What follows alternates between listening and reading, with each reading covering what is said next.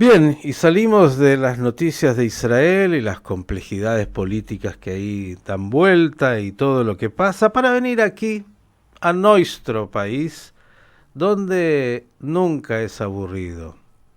Y tenemos muchos pensadores y gente que estudia los fenómenos de la Argentina y que la entiende y que además hace estudios de encuestas.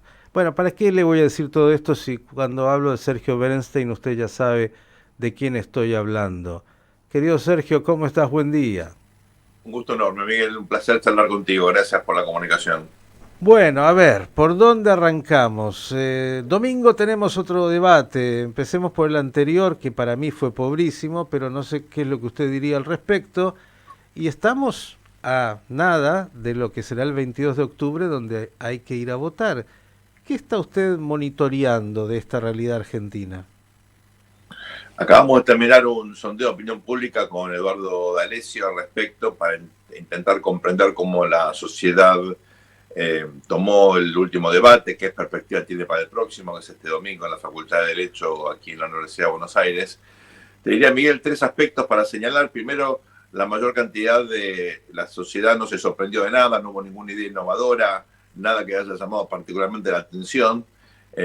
Alguna cosa sobre la economía, sobre todo el votante de Milei, que ratifica lo que pensaban, tampoco fue algo innovador. Segundo elemento, una calificación más bien mediocre para todos los participantes, ¿no? El que más obtuvo, hubo un empate ahí, según este sondeo, ¿no? Entre Miriam Bregman y Sergio Massa con 5,5, de 1 a 10, 5,5. En nuestra época se lo hubieran llevado diciembre y eso fue lo que mejor nota han sacado. Mm.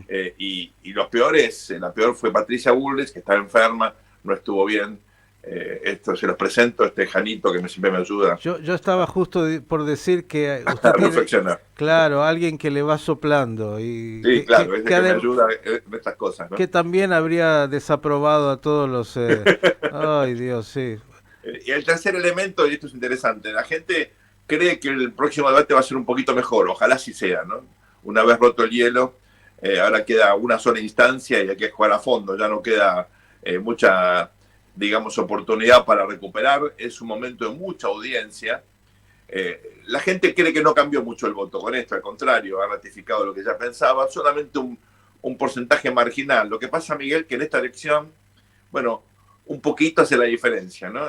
Sobre todo pensando en quién llega a la segunda vuelta, si es que hay segunda vuelta, ahí hay una competencia entre Massa y Bullrich que están peleando por el segundo lugar, por eso ese margen de 2, 3 puntitos, bueno, eso puede hacer una diferencia sustantiva. Bien, y ya que hablaste de Bullrich que está tratando, todos dicen no despega, e incluso el expresidente Macri, que no sé si la ayuda o no, la interna, ¿qué dirías al respecto?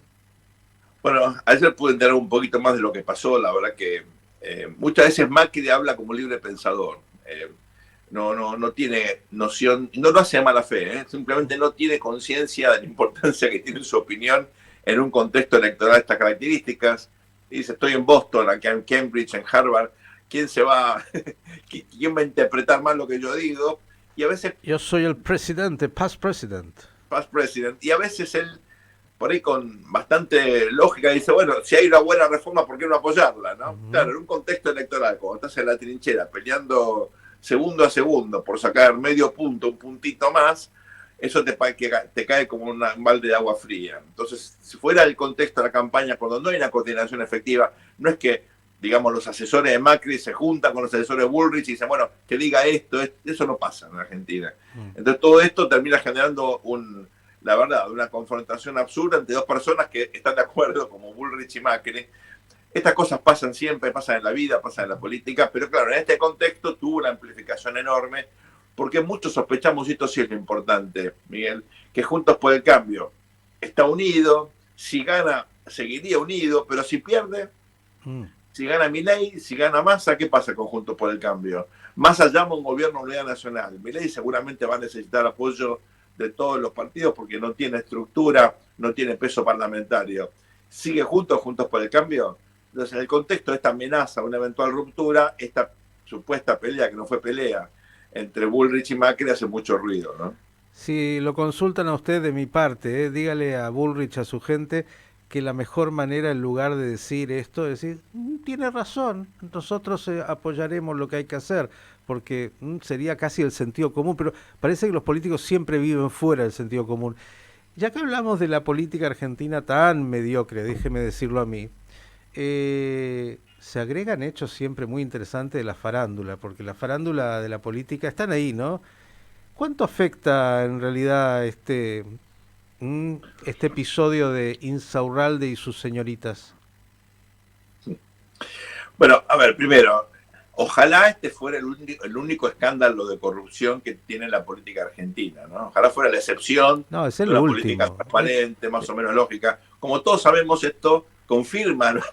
Algo que todos sabemos que ocurre, no es la excepción, es la regla. No todos se van en barco a Marbella, pero bueno, nadie puede justificar lo que tiene las declaraciones juradas de todos son una vergüenza, de todos.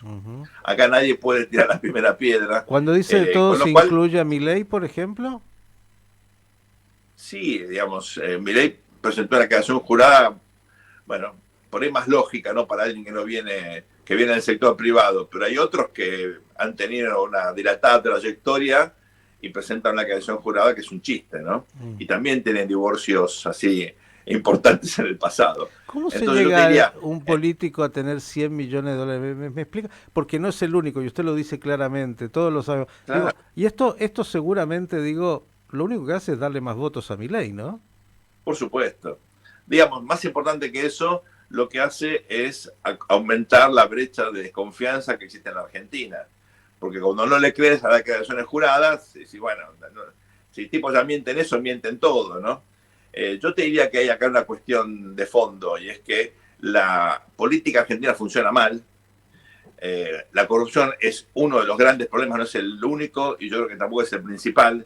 Si tuvieras políticos corruptos, como en general pasa en todas partes del mundo, pero tomaran decisiones correctas, no me gustaría, habría que condenar la corrupción, pero no hubieran convertido a la Argentina en este desastre que efectivamente es una decadencia de casi un siglo, 70 años. Poner a fecha cuando quieras la decadencia, y no importa tanto cuándo empezó, sino cómo está terminando. Bueno, pone de manifiesto que la clase política funciona de forma espantosa, ¿no? Y yo te diría, fíjate qué interesante, uno dice Insaurralde. Bueno, tenés al lado un Kicillof que es víctima de un Insaurralde, tenía funcionario, que le costó a la Argentina probablemente más que Insaurralde. Mm, Y no es corrupto. mm. Por eso digo que la corrupción no es el único problema, tal vez no es el más importante, eso es espantoso desde el punto de vista ético, Usted está diciendo afecta a las algo así bases. como 16 mil millones de dólares, más, YPF y algunas cuantas cosas más, hablando del gobernador. Claro, según Alfonso Prat le costó más de 50.000 millones de dólares. Entonces vos decís, ¿y qué es peor para la Argentina, Insaurralde o Kicillof? Bueno, los dos, por diferentes motivos. Por lo menos Kicillof no es corrupto, pero es un desastre igual. Es una calamidad y es más que mediocre, pues le cuesta a la Argentina fortunas y le va a seguir costando fortunas porque el efecto multiplicador de estas malas decisiones, bueno, se quedan por generaciones, ¿no? Destruir la confianza la destruís en un momento, construirla tardás muchísimo tiempo. ¿Lo golpea en algo a Kicillof? Porque sorprende cómo todavía dicen que sigue siendo el favorito en la provincia. Las dos cosas, lo golpea, pero sigue siendo el favorito, curiosamente, porque hay una trama ahí, obviamente, de pobreza, de clientelismo y un voto histórico del peronismo que le sigue dando un cierto piso, pero lo golpea mucho, por eso está tan preocupado. Mira, si Kicillof acepta como positivo una propuesta de la oposición, ya eso te dice algo. Está apoyando una eventual reforma de la Constitución para volver la legislatura unicameral. Yo le quiero aclarar a la gente que eso simplemente es algo probablemente, digamos, un maquillaje, no va al fondo. Acá lo que hay que hacer es transparentar todos los mecanismos de financiamiento formal e informal de la política, el juego, los contratos, la policía, lo tengo que decir también, actividades ilegales que están metidas en la política, como la droga. Todo eso es lo que hay que transparentar. Si no, reformar la legislatura, obviamente, es gatopardismo. Sí, claro, por la galería. Ahora digo, usted monitorea también lo que pasa en otros países de la región, en Latinoamérica, y hablamos de corrupción, porque yo no creo que sea el único problema, pero es un gran problema. Sin Digo, duda. en Chile un ministro, recuerdo hace poco, muy cercano al presidente, tuvo que renunciar por un tema de una fundación que, bueno, le dio Estamos hablando de un par de cientos de miles de dólares, ¿no? Digo, con todo lo que eso significa. Aquí estamos hablando de un funcionario que a su tercera esposa le dicen dio algo así como 20 millones de dólares y calcula alguno, está hablando de 100 millones, digo, ¿cómo es que nadie se entera? ¿Y cómo es que no produce escándalo? ¿Y cómo es, viste, el dinero no desaparece, pasa de mano? Cuando dice la Argentina está en una crisis fenomenal, y si un funcionario, uno de los cientos, y no solo de políticos y sindicalistas y todo más, tiene un patrimonio como este que ni un gran empresario en el mundo tiene, algo está pasando, ¿no? Por supuesto. Recordemos, Miguel, que esto se da en el contexto del otro escándalo de Chocolate Rigó. Recordás de este funcionario de la legislatura bonaerense que fue encontrado con 58 tarjetas de débito retirando dinero de un cajero del Banco Provincia. Eso cruza todo el arco político, por eso ha obtenido una reacción más bien tibia, ¿no? La justicia le dio tiempo para vaciar el teléfono. Bien, todas estas cosas que te ponen en manifiesto que son los tres poderes del Estado. No es únicamente el Ejecutivo, no es únicamente la legislatura. Acá hay una trama de corrupción por la cual se ha financiado la política durante muchísimo tiempo. Cuando Milei habla de la casta, bueno, efectivamente algo razón tiene. Yo creo que él es seguramente también fruto de esa casta y va a terminar utilizando la casta para gobernar si le toca, porque es imposible prescindir de la clase política. Pero al margen de eso, creo que el diagnóstico que él hace efectivamente es el correcto. Sí. Acá hay, digamos, en Brasil llamaban los marajás, ¿no?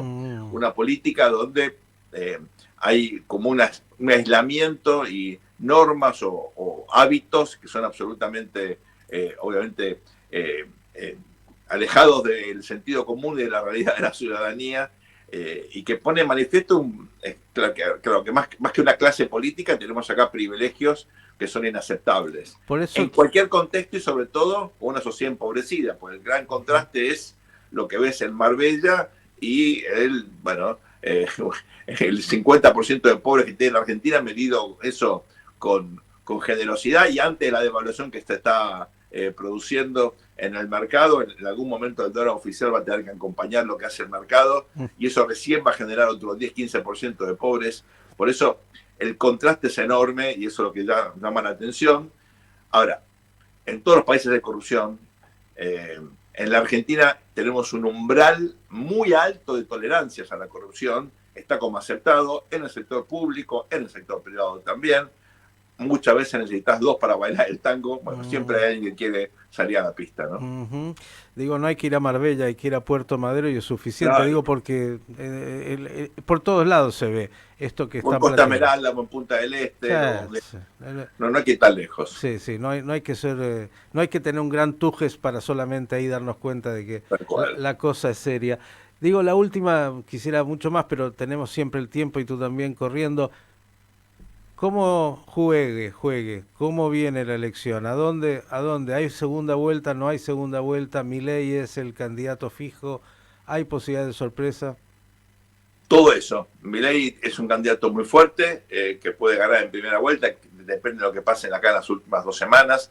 Entramos ya en la etapa de definición. Todavía entre un 12 y un 15% de gente que no decidió, que están mirando qué votar. Esa gente va a definir esta elección indudablemente.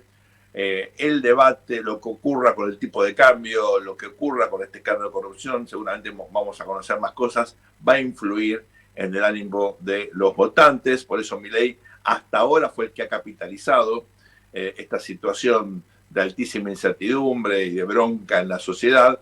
Juntos por el Cambio nunca vio una competencia en su puja contra el kirchnerismo, siempre se vio a sí mismo como un monopolio, ya no lo es más. Le cuesta adaptarse a esta situación de tener que competir con el oficialismo y con Milei.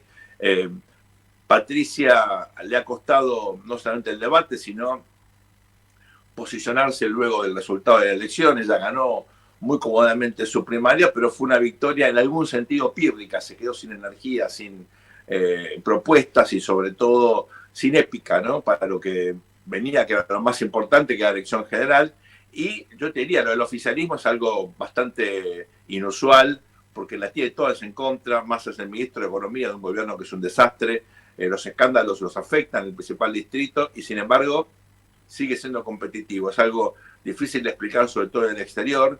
Nadie comprende que con esta inflación, con esta devaluación permanente, el ministro de Economía pueda tener chances. La verdad, las tiene. No son muchas, pero las tiene.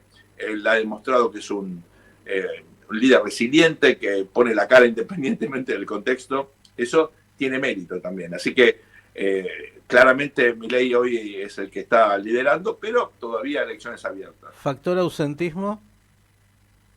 Va a ser un factor, pero menor al de las primarias. Siempre hay una diferencia ahí relativamente importante, 2 millones y pico de votos. Eso debería favorecer sobre todo a la oposición. Y como tiene a ser gente más grande la que no va a votar en agosto y va a votar en octubre, algunos que no están obligados, que tienen más de 70 años, eso debería favorecer más a la oposición, y si yo no me equivoco, más a Juntos por el Cambio que a Milei. Este chico Bernstein no tiene un pelo de distraído, está siempre atento a todo lo que pasa. Sergio, gracias como siempre. Y la Argentina, como el mundo, siempre da para seguir charlando, y los desafíos no serán menores. Primero a ver quién llega y después que Dios nos ayude como tantas veces. Un abrazo. Abrazo muy grande, hasta pronto, gracias por el llamado. Sergio Bernstein, analizando la realidad política que tenemos en nuestra Argentina.